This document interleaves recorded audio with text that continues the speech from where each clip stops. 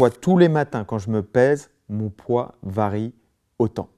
Nicolas Hott, préparateur physique et nutritionniste au sein de Smart Fight. Je vais vous expliquer pourquoi vous avez autant de variations de poids.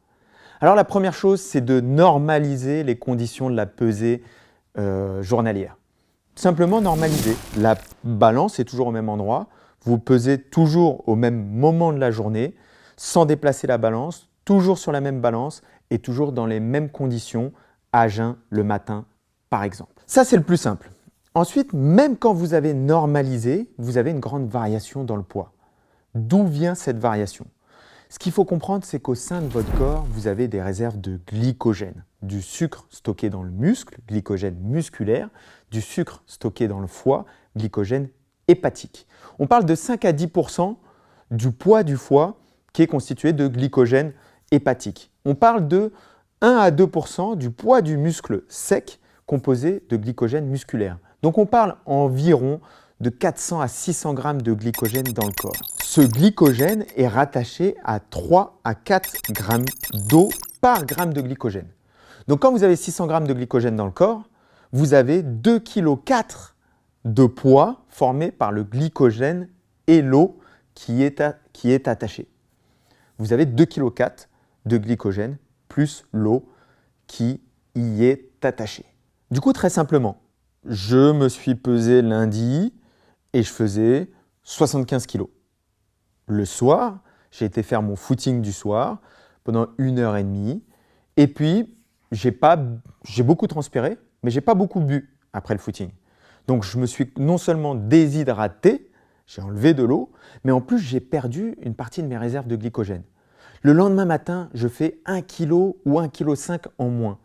Est-ce que j'ai perdu 1 kg de graisse ou 1,5 kg de graisse? Non, pas du tout. Et c'est le problème de la plupart des régimes. Quand vous commencez un régime, on vous recommande souvent de couper les féculents, le sucre. Quand vous coupez les féculents, vous perdez vos réserves de glycogène au fur et à mesure des premiers jours.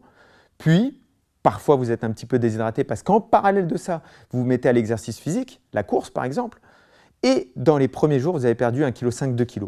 Vous n'avez pas perdu 1,5 kg, 2 kg de graisse. Pourquoi? 1 kg de graisse, 1 kg de lipides, c'est 9000 calories. Pour brûler 300 calories, pour la plupart des gens, on considère qu'il faut courir à environ 10 km/h pendant 30 minutes. 10 km/h, 30 minutes, 300 calories. Pour brûler 9000 calories, on parlerait de 15 heures à 10 km/h. Donc vous comprenez bien que votre poids ne va pas varier en termes de masse graisseuse, de masse adipeuse. Vous n'allez pas perdre 1 kg de gras en un jour. Il vous faut du temps pour perdre 1 kg de gras. Et donc, votre variation de poids quotidienne est bien plus due à votre niveau d'hydratation, à vos réserves de glycogène, qu'à votre variation de masse musculaire et de masse graisseuse. Alors, comment remédier à tout ça? Première stratégie simple, je vous l'ai dit, on a des consignes, une normalisation de la pesée. Deuxième chose, 3 fois par semaine, je me pèse et la moyenne de ces 3 pesées définit mon poids. La moyenne de ces 3 pesées et la courbe que va suivre cette moyenne de 3 pesées. Troisième chose, ma variation de poids doit se situer entre 0,5 et 1%, que ce soit pour de la prise de masse ou de la perte de gras, 0,5 à 1% par semaine.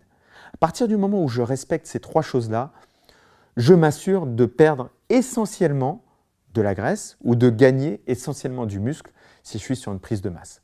N'hésitez pas à nous donner vos conseils pour surveiller votre poids. N'hésitez pas à nous donner vos conseils pour monitorer votre poids. Nicolas Hott, responsable de la préparation physique et de la nutrition au sein de Smart Fight. Retrouvez-moi très prochainement pour d'autres rubriques chez MyProtein.